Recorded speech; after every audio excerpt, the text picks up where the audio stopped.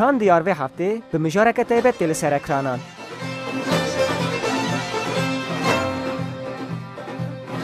میوان برنامه یا و هفته سروک کاملا یا آیکاری و افکاری یا مروین اولی بری ملا جلال الدین یولره. ریز و رومت جبو بشر هی انسانیت هی.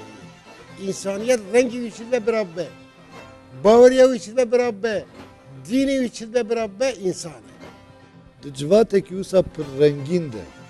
مثلا رولا دیندارن مسلمان ین کرد دوی چوابه.